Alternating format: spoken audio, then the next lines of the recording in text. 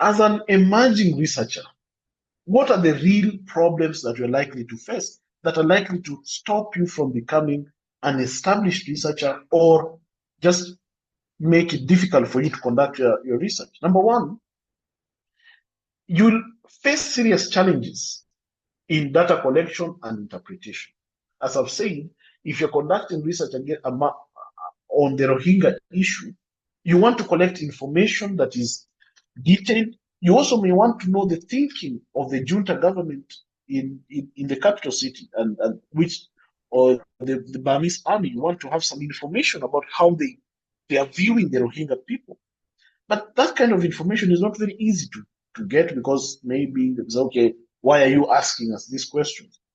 So that can hinder you from getting what I call insider information. Because as I've said, even though the other person is your enemy, as a scientist, you want to collect information from them. You want to know how are they thinking? Why are they behaving the way they do? I don't just assume that you know why they are behaving the way they do. Find some insider information, and that can be a problem. It can be a challenge, and so you will need to overcome that challenge. The second thing is that most of our people, especially emerging researchers, lack the necessary skills. So if I ask how many people know how to use the Python or the SPSS or other tools of data analysis, not very many people are familiar with these tools. So that lack of skills might make it difficult for you to interpret your data in a manner that will be helpful to you and to the audience that will be reading your study. The other challenge is time and resource constraint. You may not have enough money to conduct a decent research because research also sometimes may require you to hire some research assistants, collect data from different parts of the country.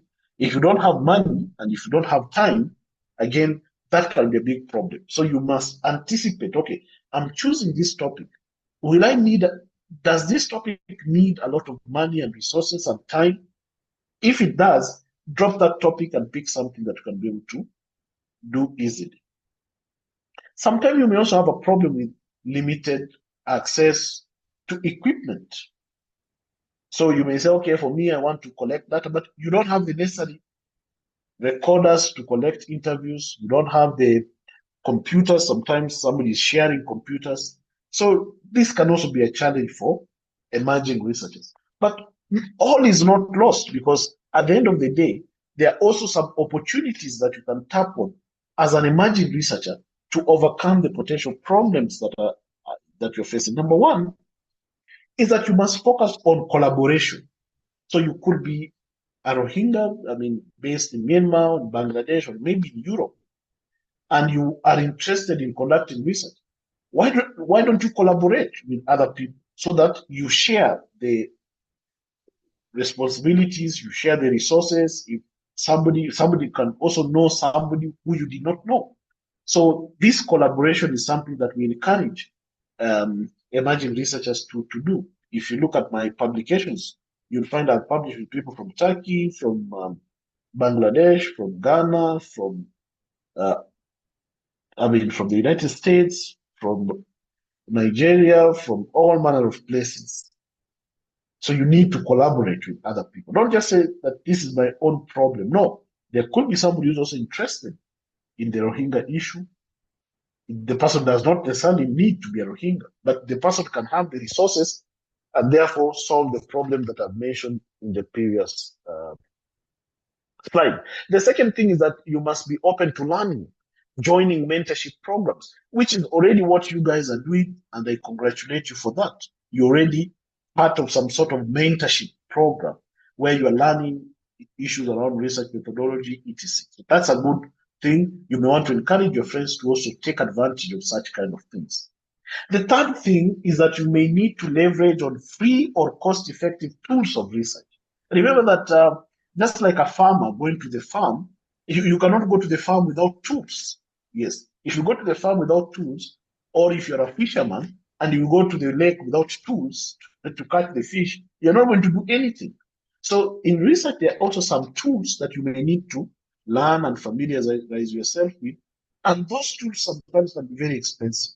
The good news is there are some of these statistical tools that are free, such as the Python, Google Sheets, or R, which are tools that you can use to interpret your data.